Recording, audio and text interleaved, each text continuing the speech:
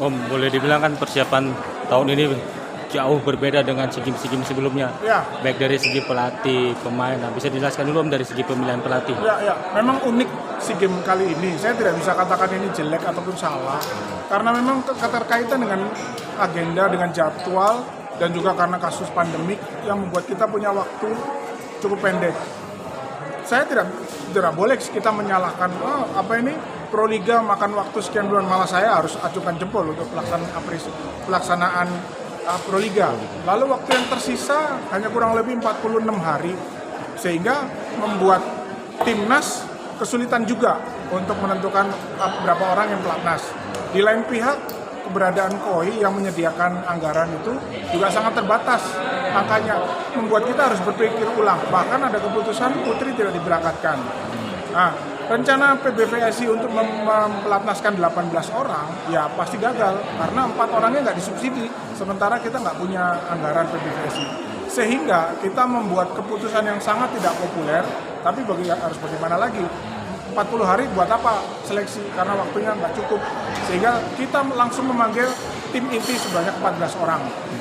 Nah, mekanisme 14 orang dari 18 yang diusulkan memang unik. Kita bukan berarti PBVSI lepas tangan apabila terjadi sesuatu. Artinya kita menyerahkan kepada pelatih yang notabene juga orang asing. Tapi harapan kita adalah Mr. Jeff selama Proliga memantau nama-nama itu. Sehingga diputuskan 14 setelah final malam itu. 14 tim inti. Karena 14 nama ini sudah diminta oleh KOI. Ya, karena deadline-nya sudah melewati batas. Nah, dalam perjalanan, Anda mungkin teman-teman juga dengar bahwa ada pergantian seorang Sigit, Fahri dengan Sigit. Ya karena konsekuensi dari pemilihan yang mendadak malam itu. Dalam perjalanan, Mr. Chef lihat kok Fahri makin menurun statistiknya. Dan kebutuhan tim membuat kita harus memanggil kembali seorang Sigit. Itu yang terjadi, sehingga apabila banyak netizen, banyak pengamat yang memang tidak tegas, ya saya harus akui dalam semua keterbatasan waktu yang ada, anggaran yang tersedia, mekanisme pemilihan pelatih, termasuk pemilihan tim inti, pasti ada konsekuensi yang harus kita hadapi, yaitu tadi kasus antara pergantian Fahri dan Sigit di tengah jalan. Coach, kan awalnya kan sebetulnya Mr. Lee kan mau dipakai lagi, ya. Tapi di dalam perjalanan diganti oleh Jeff. Itu karena faktor apa boleh? Ya, secara umum PBVSI ingin tetap pelatih asing karena untuk mempertahankan dan juga butuh figur leadernya, di mana butuh figur leader yang harus keras terhadap pemain bintang, atau pemain yang merasa bintang atau pemain bintang. Jadi kita butuh pelatih asing. Awalnya Mr. Lee, tapi ada hambatan dengan masalah keluarga sehingga Mr. Lee menolak untuk datang, dan kebetulan dalam Proliga ada Jeff Jiang yang setelah dipantau oleh PBVSI rupanya layak untuk menjadi pelatih timnas. Untuk di putri gimana Coach? Tim putri bisa muncul nama Rizko atau sebetulnya ada beberapa kandidat lain? Sama Rizko adalah menjadi kader karena kita punya beberapa kandidat. Nah, kita tidak bisa memilih. Artinya persyaratan dia juara di PON itu persyaratan yang paling artinya paling mendasar yang dia terpilih. Kita suka tidak suka, orang harus melihat bahwa PON itu juga seleksi tersendiri bagi pelatih. Kemudian kan di putri Mediol sebagai Vivi tidak terpilih sebagai pemain. Sama. Putri pada penentuan hari itu Putri tidak diberangkatkan. Lalu di simpang siur tiba-tiba ada keputusan Putri cuma 12. Sama, kami serahkan kepada Rizko untuk memilih 12 orang. Memang tidak ideal, sangat tidak ideal. Tapi itu pilihan yang harus kita ambil karena waktu, karena anggaran. 2003 tahun depannya udah mulai lagi Kamboja. 2024. Ya, tentunya pengalaman kami berhubungan dengan KOI yang membuat mekanisme seperti itu tentu akan menjadi pelajaran bagi kami para pembina di PBVSI bagaimana harus menyikapi kebijakan yang dibuat oleh KOI. Apabila terjadi seperti ini, minimal kita sudah punya pengalaman harus seperti apa di 2023 nanti. Mungkin karena boleh dibilang kualitas kita terutama di putra sekarang di atas Asia.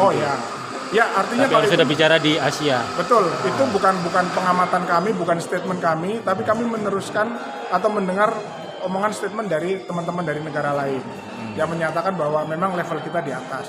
Itu akan menjadi bukti nyata apabila teman-teman secara perorangan mereka bisa main di Liga Jepang, akan semakin meningkatkan kualitasnya bahwa memang mereka main di Liga Jepang, bukan Liga Asia Tenggara. Nah, ini kan yang jadi salah satu kendala 2 tahun walaupun Rifan main di sana ya. Tapi kan izin kayaknya masih menjadi kendala. Nah, ini harapannya gimana? Saya sebagai orang PBVSI kita harus berbesar hati melepas dia.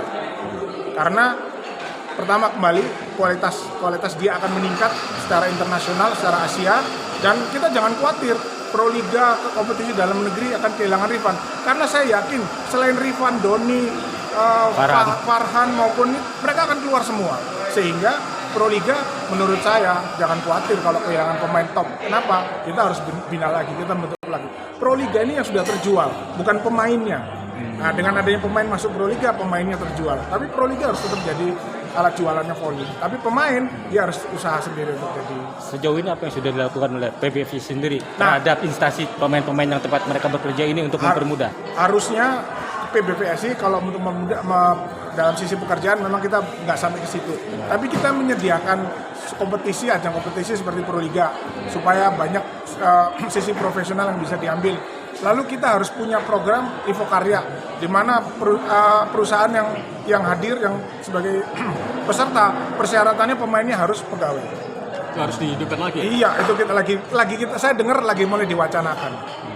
Untuk masalah izin main di luar, Bung, terutama kan kalau PBVSI kalau saya seorang decision maker, saya putuskan mereka jalan. Harus Jepang, bagaimana topnya seorang Nishida, tapi dilepas ke Italia dan dia tidak khawatir kompetisinya akan menurun Nishida loh. Ya.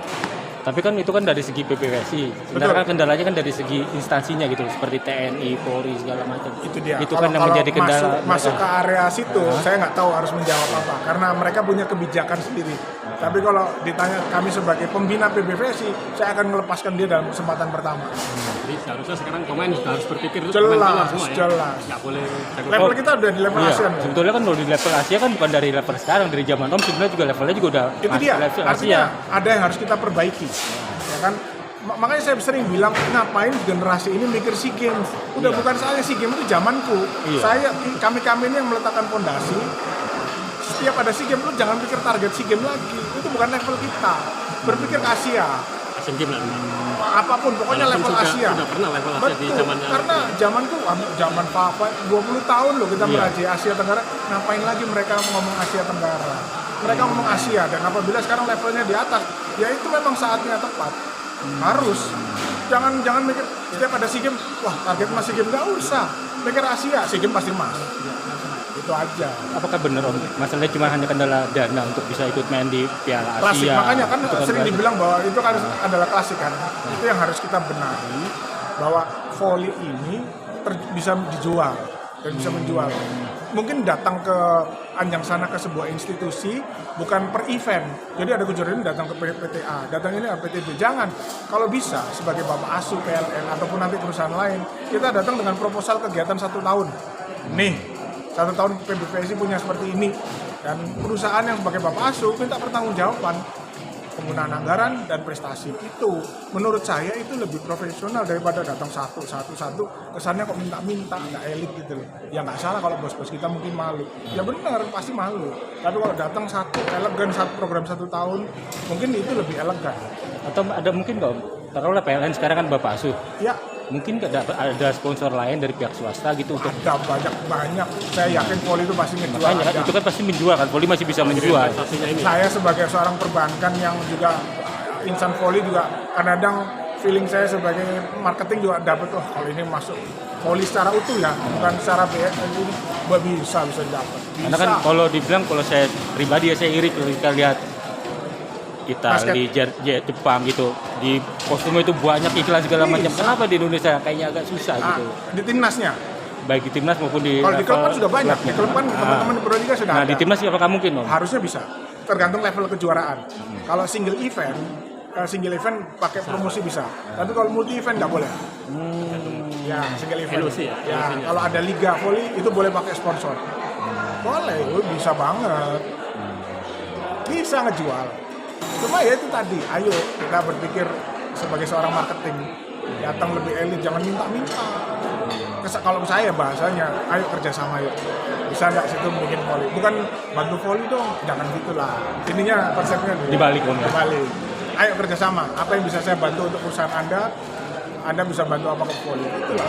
Saya saling menguntungkan lah. Bukan. Kemarin kan Menpora juga ngomong emas SEA Games ini sebagai tiket untuk tampil di Asian Games. itu tadi. Masalahnya Asian Games tahun depan. Tahun depan ada SEA Games.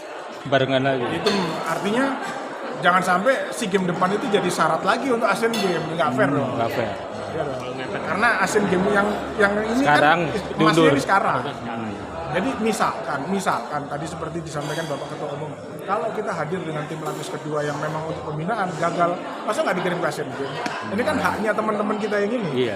Ada kemungkinan ini bentuk dua tim utama ke Asian Games. Oh harus, itu pikiranku. Aku tuh ini Apalagi di putra Om ya. kejadian di Thailand 2009, 11, 13, 15, 17 begitu hegemoninya dia sampai kita bilang udah nggak ada tim lagi. Pada saat transisi di Asian Games udah mulai kelihatan.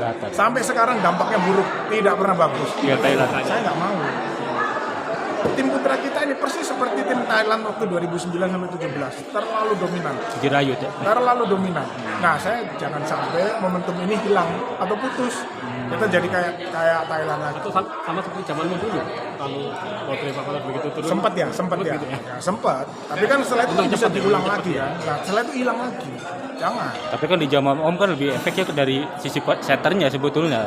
Ya semua lah, saya nggak bisa bilang Enggak, spesifik. zamannya dia yang main lebih lama. Iya. Bisa mainnya ya. Om, Nanda nggak ada apa masih di Vietnam kan? Ada, nggak, Nando udah datang. Tadi di bandara ada, rupanya dia dipanggil manajemen Indomaret. Ya ada panggilan dari manajemennya yang membuat dia harus ke sana. Infonya dia benar main di Vietnam loh. Katanya.